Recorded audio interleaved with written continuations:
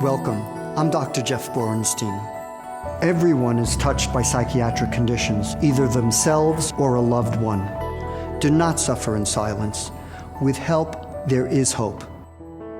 Today, on Healthy Minds, there was no sign. There were no red flags. There were no signs, no, "Mom, come get me. I'm sinking." It was like a silent killer. The key facts to know about suicide is that we can prevent it, we can be vigilant. We're not always going to be successful, but if we're vigilant and we talk with people and we educate them about this terrible condition, that we can save lives. That's today on Healthy Minds. Healthy Minds is brought to you in part by the American Psychiatric Association Foundation,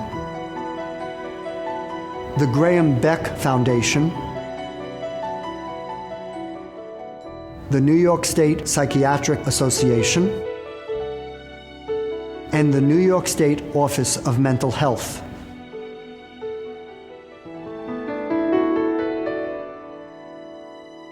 Welcome. I'm Dr. Jeff Borenstein. Today's program may help you save the life of a friend or a loved one. Suicide and suicide prevention are difficult topics to discuss, but silence can have tragic results, and knowledge saves lives. Today we speak with Donna Morgan, a mother and now an advocate who tragically lost her daughter to suicide. Thank you so much for joining us today. I want you to tell us a little bit about Simone when she was growing up. What was she like as a child? When did you notice that she had such extraordinary gifts? Simone was a very delightful little girl. She loved to be happy, she loved to smile, she loved music, she loved to sing. She was always performing. She went to a little talent search one night. It was presented by some community women, and she did some things that I never thought. She sang an Alicia Keys song, and I'm down on my knees, begging you, please. She got on the floor like Patti LaBelle, please. And she was maybe in 7th grade. Now, it's at that point that I realized that Simone wanted to do this professionally. And it grew from there. People knew her. She had been on national television for, a month and a half. So that's how people were able to see her. People were able to know who she was.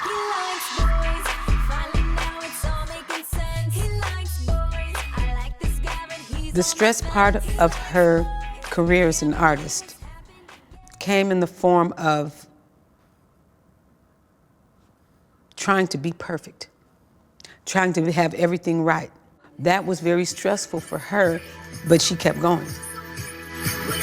And then, after you think you're there, okay, I got everything right. I have the right producer, I have the right makeup, I have the right costumes, I have everything right. Now let's move with it. Sorry, boo-boo, that's not gonna happen. No, okay, I'll thank you for coming, that's nice. Oh, thank you for coming, that's nice, I'll see you next time. Okay, well, no, I can't do that for you now. That was the stressful part of it. And here she is putting everything to be perfect, but when everybody else saw it, there was already maybe somebody in front of her. The rejection, the no's, the I'll call you. That was very stressful for her but she kept going. And you spoke about her resilience in the face of getting rejection, which is a common thing in life.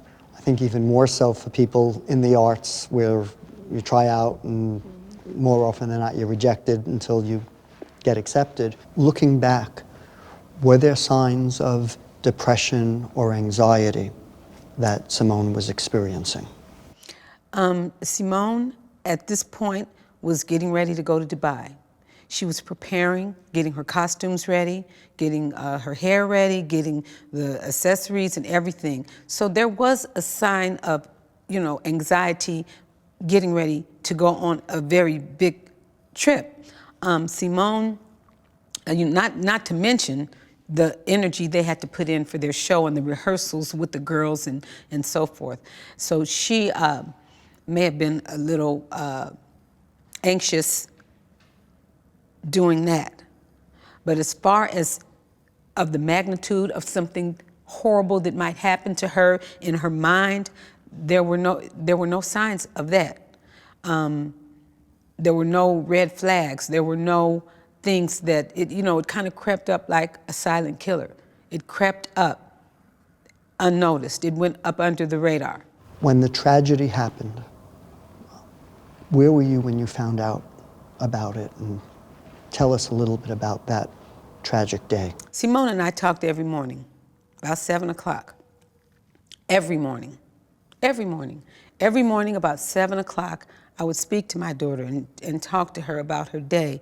At this point, she was getting ready to go to Dubai with the group. She was packing, she was getting her costumes together, she was doing, make sure her hair was perfect, and she was getting ready for that. And I will say that Simone had been a little over preoccupied with that situation, being ready to go for this trip.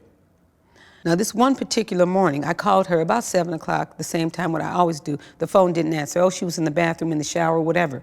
I called her back again, and no answer.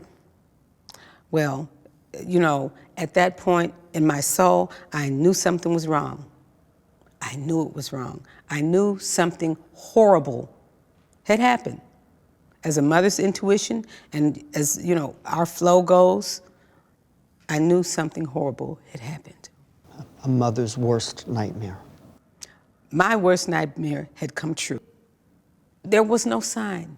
There was no, oh, I'm miserable, horrible, my life is in shambles. She did not show signs of, that Mom, come get me, I'm sinking. There were no signs of that. There were no red flags. There were no things that, it kind of crept up like a silent killer. It crept up unnoticed. It went up under the radar. Often we as a profession say that 90% of people who die by suicide have some psychiatric condition such as a major depression, a clinical depression, or anxiety or bipolar disorder, but there still is that 10% that is, as you're describing, a silent killer that we don't know. And it sounds like for Simone, she was a person who fit into that smaller percent, but still large number of people who tragically pass away from suicide. Mm-hmm, mm-hmm. That could very well be. That's how I perceive it. I think that my daughter went through a lot of the ups and downs that we all do as people living and thriving in America in our different professions. In her particular profession, which is, entertainment industry, that there are a special group of stresses that go with that industry that are different from others. And someone in this industry kind of has to build up to that. After the tragedy, tell us how you've been able to cope with that, really the worst thing that could happen to a parent. Well, I tell you, Jeff, it is a day-to-day struggle. But, thanks to my very own psychiatrist, thanks to all the lovely people, thank you, thanks to the opportunity to speak right now about what has happened to me, to help other people. The fact that I can help other people who might be going through the same kind of situation with their family, somebody in their family, a coworker, themselves. This is the first time I have, lend myself to speak on camera or to say anything to any media about this, because I, frankly, have not been ready. And because it's been very difficult for me to come to grips with this. I'm glad that I am at this point, that I can accept what has happened and I can help other people. It has been very difficult for me to even talk about this up until now. I appreciate your sharing these very strong emotions and experiences with us, and I think it will help people who are listening, which is obviously what you want to do. And an important message is that you've received professional help and support from family and friends, and now you're looking to be helpful to others. And all of that has helped you cope with such a difficult situation. Absolutely, Jeff. And I have hope. That word, that is an operative word, hope. The message that things get better is a crucial message, especially for somebody experiencing depression or anxiety or other symptoms, and in particular, if somebody has thoughts of wanting to harm themselves, to kill themselves, knowing that things will get better with help, not to suffer in silence, that's an extraordinary message. Absolutely. Thank you so much. Thank you so much for being with us. You're so very welcome. It's my pleasure. Thank you. Today, we also speak with Maria Oquendo, a leading expert on suicide prevention. Maria, welcome. Thank you for joining us today. Thank you so much for having me. I want to jump right into your research on the important issue of suicide prevention. One of the things that makes it so challenging for doctors to be able to identify people at risk is that we are dependent on the person telling us that this is what they're thinking. And so in a situation like that, you especially really need a way of understanding biologically what's going on and identifying signs of risk for future behavior. So the goal is that whether it be through a blood test or a brain scan, we would be able to tell if somebody is at a significantly increased risk of a suicide attempt. So those are the types of goals that we're pursuing. We're not there yet, as it's the case for many psychiatric situations, but that's what we're hoping for. And in the case of the hypothalamic pituitary adrenal axis, you can even measure that in saliva. And so it's really a test that could be very portable, if you will, into the clinic once we find the combination of things that will be helpful in identifying those at risk. And I want to stress that it's probably going to be a combination of tests. Just like when you go to the cardiologist, they do a number of different things. They check your cholesterol, but they also check your blood pressure, and they do an EKG. They look at many, many different things to try to establish a risk profile. We anticipate that for suicide, it'll be the same thing. So it'll be a combination of the person's history, the person's current diagnosis and symptoms, and perhaps some of these other biomarkers that together could tell us someone's at greater risk. That's exactly right. That's what we anticipate. At this point, while we're still developing better information through research on biomarkers, what are the types of things people should look for in terms of suicide risk? So the most important thing to look for is evidence that the person is suffering from a psychiatric condition. So between 90 and 95% of individuals who die by suicide have an identifiable psychiatric condition, even without the benefit of being able to interview the person, so that when investigators go back and talk to their family members or to their doctor, they can determine that the person had a psychiatric condition, most commonly a mood disorder. About 60% of people who die by suicide have either major depression or bipolar disorder. But people with alcoholism die, people with schizophrenia die, people with eating disorders die. So there are many, many different diagnoses that increase risk for suicidal behavior. And so, in fact, we think of it as not a symptom per se of any particular diagnosis, but something that co-occurs with many psychiatric diagnoses. And sometimes a combination of depression with alcohol or other substance use together can increase the risk. That's a really important point, Jeff, because I think one of the things that people don't necessarily appreciate is how common alcohol and other substance abuse is in the presence of mood disorders. And so our research has shown that even in general populations, not people going to the doctor, but people who live in the community and who answer surveys done by the US government, if you look at that information, you can see very clearly that more than 50% of people who have either a major depression or a bipolar disorder have also alcohol abuse or alcohol dependence, and that when those two conditions are present, the risk for suicidal behavior increases by about 50%. So it's a very important marker. So you make an excellent, excellent point. One of the challenges is the tragedy of young people dying from suicide. Yes. What should young people know? What should their friends know? What should family know about this? So this is a really important issue because, in fact, in the 15 to 24 age group, suicide is the second cause of death after accidents. That's incredibly high. And the most important thing that people need to know, that young people need to know, whether it's adolescents or young adults, is that if they're having thoughts about wanting to die or thinking about ways to kill themselves, that is not normal.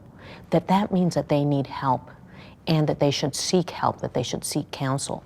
The other thing is that for family members, they need to be vigilant about changes in behavior. So if they notice that their relative is sleeping less or sleeping too much, or maybe more irritable than usual, maybe they're not eating as well, or maybe they're overeating, that these types of changes in behavior can be an indicator of a presence of a mood disorder.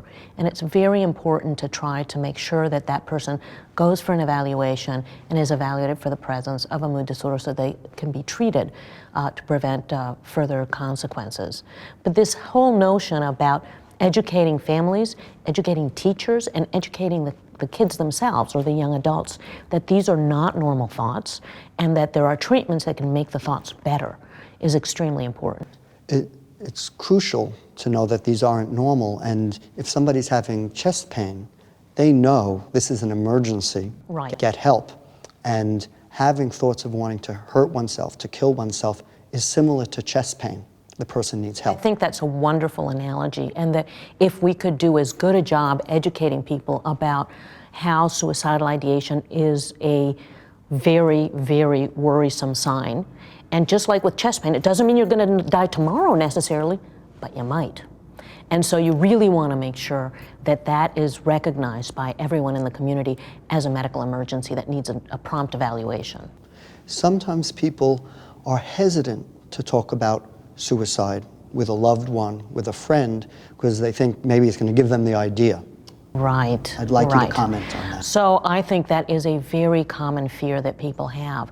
And we're very pleased to say that our research has very clearly shown that even with high school students, asking them about suicide, talking to them about suicide, does not seem to increase the risk for suicidal behavior at all.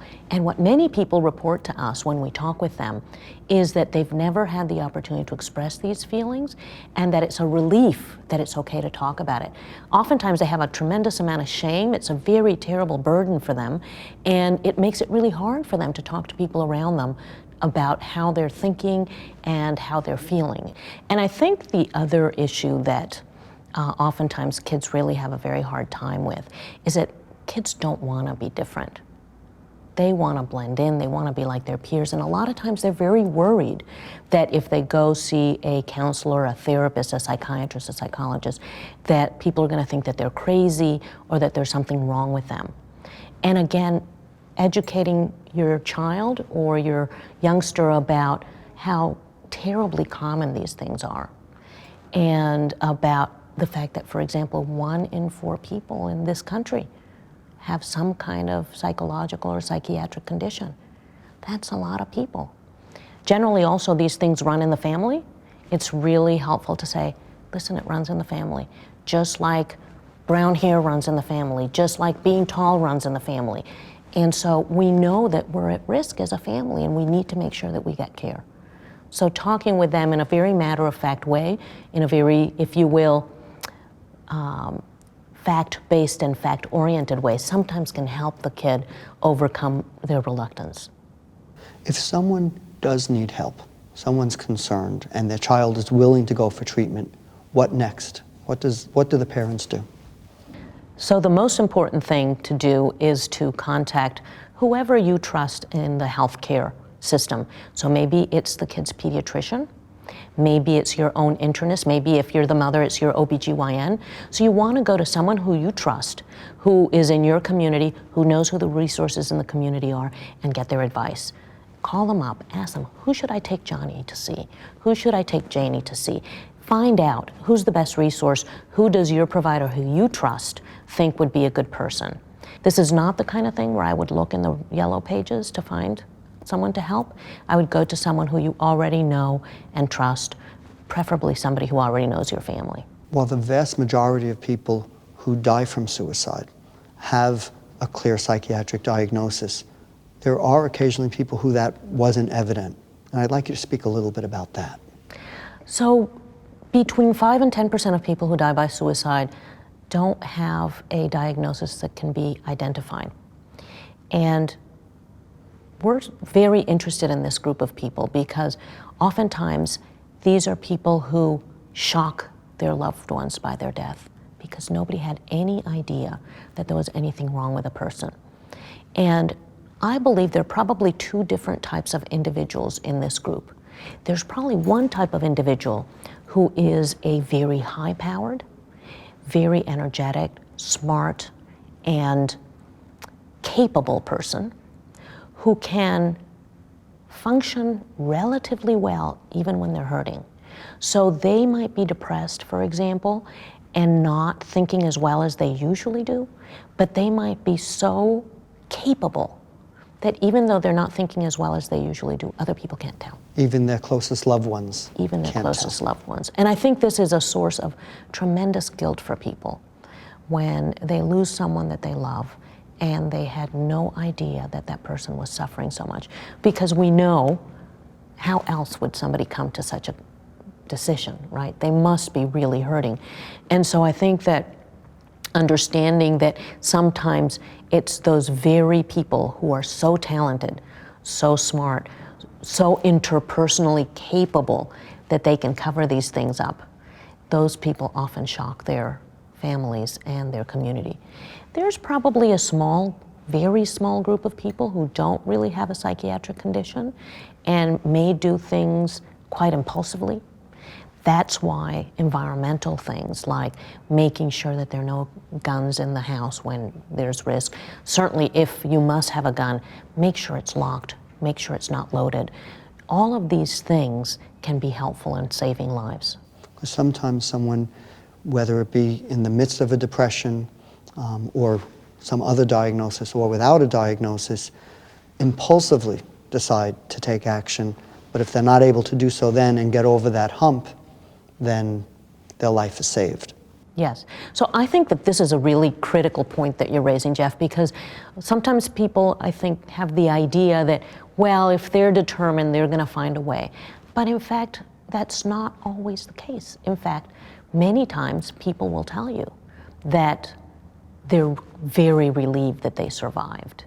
And they're oftentimes, the studies that have been done, for example, looking at things, interventions such as putting up barriers at bridges, show that it's not simply that people go to the next bridge in the next town and jump, that in fact there seem to be reductions in suicide deaths when you take measures like that.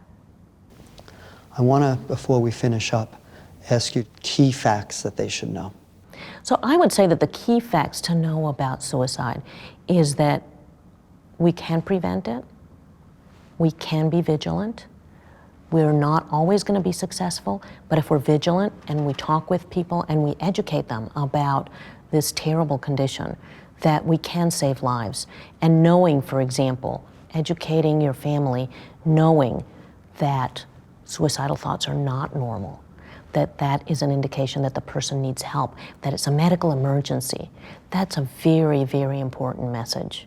The other very important point is that the conditions associated with suicidal ideation are imminently treatable. And we have very good treatments for them, some of them with medication, some of them with psychotherapies. And so getting treatment is absolutely essential. We know, for example, that when people are depressed, they're at much higher risk for suicide than when they're feeling well. So interventions for the psychiatric conditions that afflict people, and more, there are new interventions that are targeting the suicidal behavior itself. And these interventions are becoming more available across the country. So seeking out those kinds of interventions, especially if the usual treatments don't seem to help your loved one, that's also a very, very important strategy. Never give up. Never give up, exactly. Thank you so much for joining us today, and thank you for the research that you've done, the clinical work that you've done, your work as an educator and as a leader in our profession. Thank you so much. Thank you, Jeff. Very nice talking to you as usual. As a psychiatrist, I've met people who have felt such despair that they wanted to take their own life. But the important message is that with treatment, which may include talk therapy, medication, exercise, and support of family and friends, with treatment, this despair lifts and the thoughts of suicide dissipate. Do not suffer in silence. With help, there is hope. Until next time, I'm Dr. Jeff Borenstein.